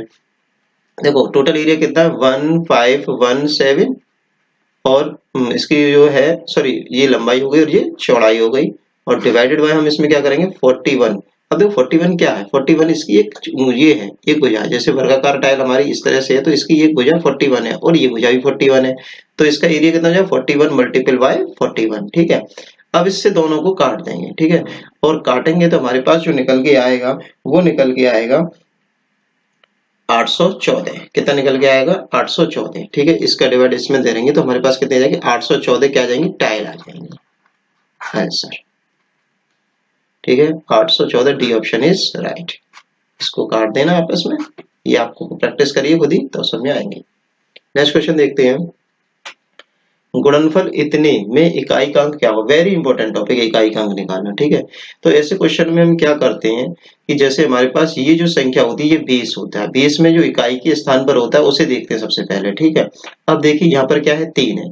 अब एक बात ध्यान रखेंगे, आपका अगर या तो 0 हो या 1 हो, ठीक है, 5 हो और 6 हो, ठीक है, तो उसमें इकाईकांक सेम रहता है, और इसके अलावा कोई अंक होगा तो उसमें चेंज होगा। वो चेंज कैसे होगा, वो नियम होता है। ठीक है, जैसे कि अगर यहाँ पर 3 की जगह पे यहाँ पे 1 होता, तो पावर चाहे कितनी भी होती उसका इकाईकांक 1 ही आता। अगर यहाँ पे 3 की जगह 5 होता तो पावर चाहे कितनी भी होती उसका इकाईकांक 5 ही रहता। ये मतलब बताना चाह रहा हूँ मैं। ठीक है, अब देखिए इसके अलावा जैसे कि 0 1 तो 0 1 5 6 तो हो गए, इसके अलावा क्या क्या होते हैं, जैसे कि 3 4, ठीक है, 0 1 सॉरी 2 रह गया, 2 3 4 5 6 फिर 7 8 9, ये जो संख्या होती हैं इनमें हमारा क्या होता है, चेंज होता है। ठीक है, इनमें क्या होगा, चेंज होगा, CHANGE चेंज होगा, और इसमें क्या रहेगा, नो चेंज रहेगा, सॉरी CHANGE चेंज होगा। ठीक है, एक सेकेंड, हाँ इसमें चेंज होगा। ठीक है, इसमें नो चेंज, इसमें चेंज। ठीक है, अब देखिए चेंज कैसे होगा, तो चेंज करने के लिए हम क्या करेंगे, जो पावर होती है उस पावर में हम 4 का डिवाइड करेंगे, और 4 का डिवाइड करने के बाद जो शेष आएगा उस शेष को इस इकाई के अंक की पावर बना के रख देंगे। देखो 4 का डिवाइड इसमें हुआ, देखो 4 चौक 16, ठीक है, 4 चौक 16, 4 एकम 4, तो बचा कितना रहेगा, 3 बचा रहेगा। कितना बचा रहेगा, 3 बचा रहेगा। 167 में 4 का डिवाइड हम करेंगे तो 3 बचा रहेगा, 3 शेष आ गया। तो इसकी इकाई का अंक निकालने के लिए हम क्या करेंगे, इस बेस वाले 3 की पावर क्या कर देंगे, 3 कर देंगे। ठीक है, यहीं से हमारे इकाई का अंक निकल के आ जाएगा। तो 3 तिया 9 तिया 27, तो ये टोटल वैल्यू आ गई 27, तो इकाई का अंक हो गया 7। तो D B option is right. ठीक है। अब देखिए, यदि एक भिन्न के अंश को 20% और हर को 25% बढ़ा दिया जाए तो भिन्न 3/5 प्राप्त होती है। तो मूल भिन्न क्या थी, ये आपसे पूछा गया। तो हमें नहीं पता मूल भिन्न क्या थी, पर हम मान लेते हैं अपनी तरफ से x/y थी हमारी मूल भिन्न। अब वो कह रहा है अंश, ऊपर वाली वैल्यू को 20% क्या करा गया है, 20% और हर को 25%, दोनों को बढ़ाया गया। ठीक है, तो जब ये 20% बढ़ाया गया तो बढ़ के कितना हो गया, 100%। तो ये अपने आप में है, 20% बढ़ गया तो ये टोटल वैल्यू हो गई 120%। नीचे वाली वैल्यू क्या कितनी कर रही है, 25% बढ़ाई गई है, तो वैल्यू हो गई 125%। अब जो बन के आया है वो हमारे पास आया है 3/5 आया है। क्या आया हमारे पास, 3/5 आया। अब इसको कैलकुलेट कर लेंगे और हमारा आंसर निकल के आ जाएगा। देखो परसेंट से तो परसेंट उड़ा दिया मैंने, काट दिया। ठीक है, क्योंकि नीचे 100 लिखते वो काटना पड़ता, तो डायरेक्ट हमने परसेंट से परसेंट काट दिया। अब देखिए आगे चलते हैं, 3 से मैं इसको काट रहा हूँ 120 को, तो 3 चौक 12, 40 आ गया। 5 से मैं 125 को काट रहा हूँ तो ये कट गया हमारे पास कितना, 25 बार कट गया। अब कुछ और कर सकता, हाँ कर सकता है। देखो ये ऊपर नीचे कट जाएंगे तो हमारे पास बचा रहेगा, यहाँ पे 5 से मैं काटता हूँ 5 अट्ठे 40, ये बचा रहेगा 5 25। तो x/y की वैल्यू जो होगी, जब यहाँ से क्रॉस मल्टीप्लाई होगा तो 5 तो हमारा ऊपर चला गया और 8 हमारा नीचे आ गया, तो आंसर आ गया 5/8। A option is right, A option is right. Next question देखते हैं हम लोग, एक सेकेंड।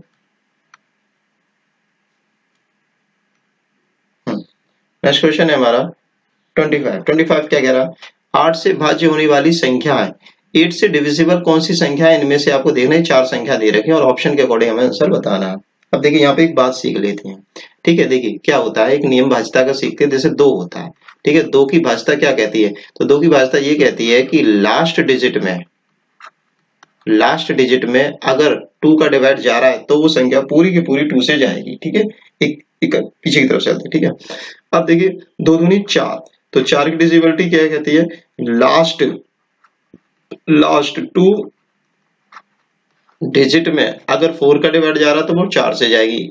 8 की डिजिबिलिटी कहती है लास्ट 3 डिजिट में अगर हमारा 4 का डिवाइड जाता है तो वो संख्या 8 से, सॉरी 8 का डिवाइड जाता है तो वो संख्या 8 से डिजिबल होगी। लास्ट, अब जैसे 16 आगे चलेगा, 16 फिर 32, इस तरह से चलता जाएगा। ठीक है, लास्ट 4 डिजिट में अगर हम 16 का डिवाइड देते हैं तो वो संख्या कितनी बड़ी हो, वो 16 से कटेगी। लास्ट 5 डिजिट में अगर हम 32 का डिवाइड देते हैं वो संख्या चाहे कितनी बड़ी हो वो 32 से कटेगी। ये डिजिबिलिटी का नियम होता है। तो 8 की डिजिबिलिटी क्या होती है, 8 की डिजिबिलिटी होती है लास्ट 3 डिजिट देखने। तो देखो लास्ट 3 डिजिट देखने के लिए 240 देखिए, तो 240 में 8 का डिवाइड जा रहा है क्या, हाँ जा रहा है। 8 एकम 8, 8 दूनी 16, 8 3 24, पूरा पूरा जा रहा है। तो ये संख्या तो ये तो ए वाली सही हो गई। अब 220 में क्या 8 का डिवाइड जा रहा है, तो देखो 8 का डिवाइड 220 में बिल्कुल नहीं जा रहा है। ठीक है, तो ये नहीं होगी। फिर आगे देखते हैं 128 में जा रहा है, देखो 128 में जा रहा है, हाँ जा रहा होगा। देखिए 8 एकम 8, तो बचा कितना रह गया, 4 बचा रहेगा। 8 छिंग 48, हाँ जा रहा है। 124 में जा रहा है, नहीं जा रहा है। ठीक है, तो हमारा आ गया पहली और तीसरी, तो पहली और तीसरी, सी ऑप्शन इज राइट। इस क्वेश्चन का आंसर क्या हो जाएगा, सी ऑप्शन इज राइट। तो हम लगा देंगे C option is right. Next question देखते हैं, एक त्रिभुजाकार प्रिज्म में कितने शीर्ष होते हैं। एक त्रिभुजाकार प्रिज्म, देखो त्रिभुजाकार प्रिज्म जो होता है वो कुछ इस तरह का शेप का होता है। ठीक है, और ये दिखती नहीं है, नीचे भी जो है इस तरह से आएंगे, इस तरह से। ठीक है, कुछ कुछ समझ में आ रहा होगा। ठीक है, इस तरह से त्रिभुजाकार प्रिज्म होता है। ठीक है, तो त्रिभुजाकार प्रिज्म जो होता है तो उसकी एक क्वालिटी होती है, जो प्रिज्म होगा, प्रिज्म की 3 फलकों जो होंगी वो एक ही बिंदु पर आकर के मिलेंगी। ठीक है, जैसे कि ये और ये एक बिंदु पर आकर के मिलते हैं 3 फलक। जैसे कि यहाँ देख लीजिए, इससे ऊपर का दिख ही रहा है, जैसे यहाँ पर ये फलक और ये फलक, तीनों फलक आपस में एक ही बिंदु पर आकर के मिल रहे हैं। तो जो शीर्ष होते हैं, शीर्षों की संख्या क्या होती है, तो शीर्षों की संख्या का एक फॉर्मूला, छोटी सी बात है, तो वो होता है 2 मल्टीपल बाय आधार की में भुजाओं की संख्या। 2 मल्टीपल बाय, मैं लिख देता हूं जिससे कि आपको याद रहे, आधार में भुजाओं की, एक सेकंड, ये क्यों प्रॉब्लम कर रहा है, संख्या। ठीक है, एक सेकंड इसे इरेज कर देता हूं मैं, ये गलत सा है। हाँ ठीक है, तो ये भुजाओं की संख्या। ठीक है, तो ये टोटल जो संख्या हो जाती है, देखो त्रिभुजाकार प्रिज्म में तो 3 भुजाओं का होगा, तो 2 मल्टीपल बाय भुजाओं में संख्या कितनी होगी 3 होगी, तो 3 दूनी 6 हो गई, तो शीर्ष कितने बनेंगे 6 बनेंगे, तो इस क्वेश्चन का आंसर हो जाएगा B option is right. Next question को देखते हैं हम लोग। नेक्स्ट क्वेश्चन ये कह रहा है कि 10 रुपए में 6 की दर से केले खरीदे और 6 रुपए में 4 की दर से बेचने पर कितने प्रतिशत की हानि हुई, ये क्वेश्चन है। अब देखो यहाँ पे एक बात समझना, जैसे कि सपोज करो कि 1 किलो चीनी है, 1 किलो चीनी है, मैं लाता हूँ सपोज करो 40 रुपए की, और 1 किलो चीनी ही आप लाए 30 रुपए की, कितने की लाए 30 रुपए की, तो किसको फायदा हो रहा है किसको हानि हो रही है, तो मुझे हानि हो रही है, मैं 40 रुपए में खरीद के ला रहा हूँ वही उतना ही सामान, और आप 30 रुपए में ही उतना ही सामान खरीद के ला रहे हो, तो फायदेमंद तो आप हो गए ना, ठीक है, आप होशियार हो गए, मैं थोड़ा सा बेवकूफ बन गया यहाँ पर, ठीक है, या मेरे को नुकसान हो गया और आपको फायदा हो गया, सिंपल सी बात है, ये बात तो क्लियर हो गई।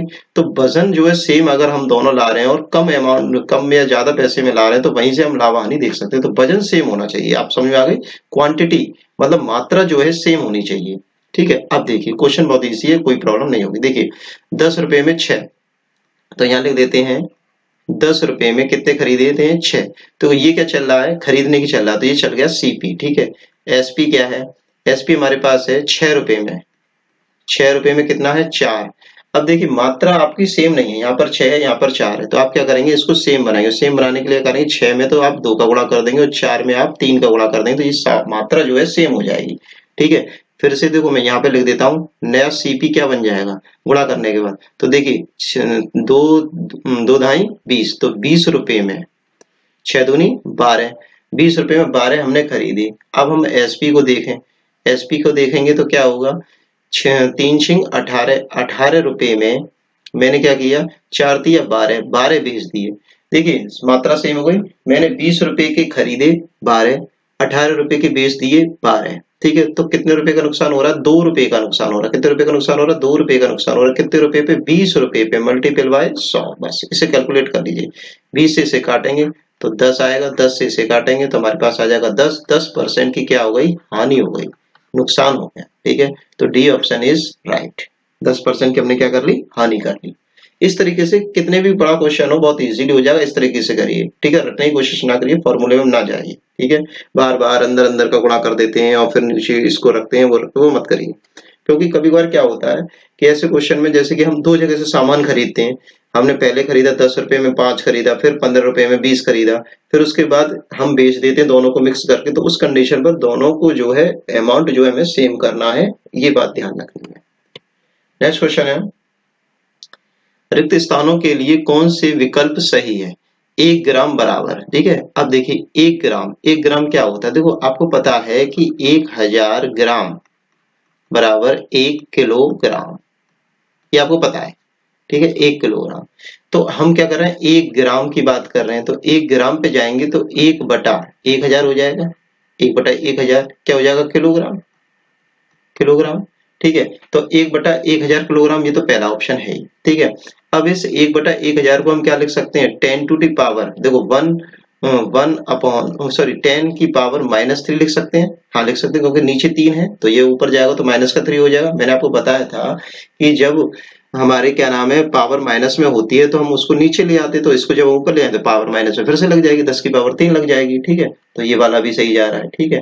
और क्या लिख सकते हैं, क्या ये लिख सकते हैं सी ऑप्शन, नहीं लिख सकते, बिल्कुल नहीं लिख सकते, 1000 का भाग में इसमें लगाऊं तो 3 संख्याओं के बाद ही तो पॉइंट लगेगा, यहाँ पर 4 के बाद लग रहा है तो ये गलत हो गया, 1000 किलोग्राम तो कैसे भी नहीं हो सकता, एक ग्राम है, ये तो कॉमन सेंस है, तो ये भी गलत हो गया, तो हमारा आंसर आ गया ए और बी। बच्चे क्या करते हैं कि 1 बटा 1000 को देखते ही डायरेक्ट मार देते हैं, ए ऑप्शन ए वाला है नहीं तो वहां पर छोड़ देते हैं, अरे गलत है ये क्वेश्चन, गलत नहीं है भाई, ए और बी दोनों ही बातें सही है, तो बी ऑप्शन इज राइट, ठीक है, इस क्वेश्चन का आंसर क्या हो जाएगा बी ऑप्शन इज राइट। देखते हैं हम लोग नेक्स्ट क्वेश्चन देखते हैं, 28 के बाद आप हमारे बस 2 ही क्वेश्चन रह गए आज के सेट के। देखिए 29 क्या कह रहा है, 0.01 की पावर 2 को परसेंटेज में व्यक्त कीजिए, ठीक है, सिंपल है, तो देखिए कैसे लिखेंगे 0.01 मल्टीपल बाय 0.01, दो बार लिखना, स्क्वायर लग रहा है, को परसेंटेज रूप में व्यक्त कीजिए, तो परसेंटेज रूप में हम व्यक्त करेंगे तो हम क्या करेंगे, हम जो है इसमें 100 का डिवाइड लगाएंगे, ठीक है, परसेंटेज का साइन लगा देंगे, आगे परसेंट का साइन लगाते नीचे 100 आ जाएगा, तो परसेंटेज में व्यक्त करने के लिए हम 100 का डिवाइड हम करेंगे। तो देखिए कैसे करेंगे, यहाँ पर हम एक सेकेंड, हाँ सॉरी, देखिए परसेंटेज को में व्यक्त करने के लिए देखो जैसे हम नंबर थे, पहले एक बात को समझिए, यहाँ से ऐसे दिमाग से निकाल दिए, पहले क्वेश्चन समझिए। जैसे सपोज करो आपने पेपर दिए होंगे तो आपके मान के चलो 300 नंबर आए, सपोज करो कितने में से 500 में से, तो इसका परसेंटेज हम कैसे निकालते थे, हम 100 का गुणा कर देते थे, ठीक है। तो 2 जीरो से तो 2 जीरो कट गए, ठीक है। 5 से ये कट गया, हमारे पास कितना 5 दूनी 10 20 आ गया, तो ये आ गया 60%। कितने परसेंट बन गया 60%। तो इसको इसी तरीके से समझिए, ठीक है। अब इसको परसेंटेज में व्यक्त करने के लिए हम क्या करेंगे, इसमें परसेंटेज निकालने के लिए 100 का गुणा करेंगे।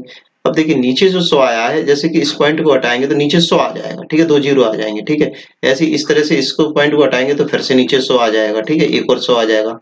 100 से 100 कट गया तो टोटल वैल्यू जो आ गई 1 अपॉन क्या आ गई, 1 अपॉन 100 आ गई। क्या आ गई, 1 अपॉन 100 आ गई, ठीक है। आ गई हमारे पास 1 अपॉन 100 आ गई। अब ऑप्शन पे जाइए, तो 1 अपॉन 100 है, हाँ है, बी ऑप्शन में है, ये बात सही है, ठीक है। क्या हमारे पास ये ऑप्शन वाला है, देखिए भाई 100 का भाग अगर 1 में देंगे तो हमारे पास क्या आ जाएगा, 0.01 आ जाएगा फिर से, ठीक है, 0.01% आ जाएगा, ठीक है। तो बी ऑप्शन भी है हमारे पास, ठीक है। अब देखिए इसके अलावा कोई और ऑप्शन है, और ऑप्शन नहीं होगा तो ए और बी दोनों बातें सही हो जाएंगी, ए और बी दोनों बातें सही हो जाएंगी। नहीं नहीं नहीं, सॉरी सॉरी सॉरी सॉरी,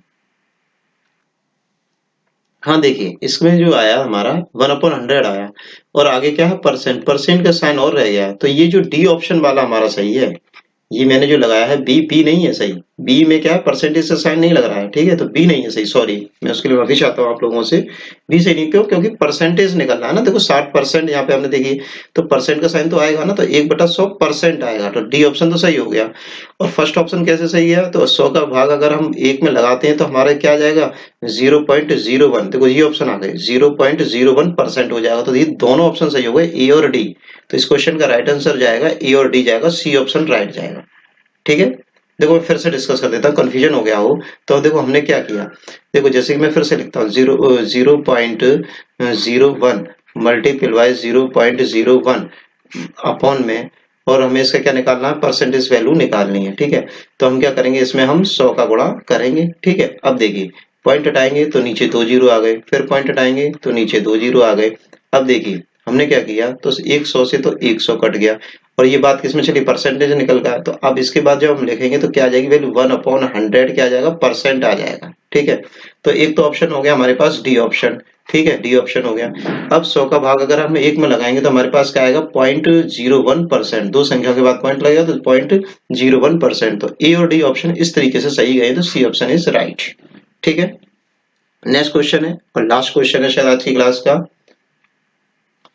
यदि दो संख्याओं का अंतर तथा गुणनफल क्रम से 5 और 36 है तो उनके व्युत्क्रमों का अंतर क्या होगा। देखिए समझिए, जैसे मैंने संख्या दो मान ली, ए और बी मान ली, अब इनका व्युत्क्रम लेता हूं तो 1 अपॉन ए हो जाएगा और 1 अपॉन बी हो जाएगा, ठीक है, 1 अपॉन ए और 1 अपॉन बी हो जाएगा। मुझे नहीं पता कौन इनमें छोटा है कौन इनमें बड़ा है, ठीक है, ठीक है। अब इनका क्या करना है हमें, वो क्वेश्चन में कह रहा है कि संख्याओं का अंतर, तो संख्याओं का अंतर करेंगे तो संख्याओं का अंतर इस तरीके से करेंगे, ए 1 अपॉन ए माइनस 1 अपॉन बी। अब देखिए तो जब हम एलसीएम लेंगे तो नीचे क्या आ जाएगा, ए बी आ जाएगा और ऊपर क्या आ जाएगा, बी माइनस ए आ जाएगा। मुझे नहीं पता कौन सी बड़ी है इसमें, ठीक है, और आपको भी नहीं पता। अब वो क्या कह रहा है, देखिए क्वेश्चन में दे रखा है, वो कह रहा है कि दो संख्याओं का गुणनफल कितना दे रखा है 5, तो 5 तो आ जाएगा आपका कितना, सॉरी दो संख्याओं का अंतर दे रखा है 5, अंतर कितना है 5, तो 5 तो ऊपर आ गया अंतर। और वो कह रहा है गुणनफल, गुणनफल कितना है 36, तो 36 आ जाएगा नीचे, तो इसमें जो है 5/36 आ जाएगा, ठीक है। तो 5/36 कहाँ दिख रहा है, तो डी ऑप्शन इज राइट, 5/36 इसमें दिख रहा है। तो इस क्वेश्चन का आंसर हो गया 5/36, ठीक है। ये आज की क्लास में हमने 2019 का जो पुराना पेपर हुआ था यूपी टेट का वो डिस्कस किया है, कंप्लीट पेपर डिस्कस किया है, ठीक है। बहुत ही आराम से स्लोली स्लोली एक एक क्वेश्चन अच्छे से समझा, एक एक स्टेप वाइज, ठीक है। आपको अगर ये वीडियोस अच्छी लगी हो तो प्लीज चैनल को लाइक करें, शेयर करें, सब्सक्राइब करें। आप लाइक शेयर सब्सक्राइब करेंगे तो चैनल बड़ा होगा, चैनल बड़ा होगा तो मुझे मोटिवेशन मिलेगा, और मोटिवेशन मिलेगा तो मैं ज्यादा से ज्यादा वीडियो डाल पाऊंगा, ठीक है। धन्यवाद, टेक केयर, बाय।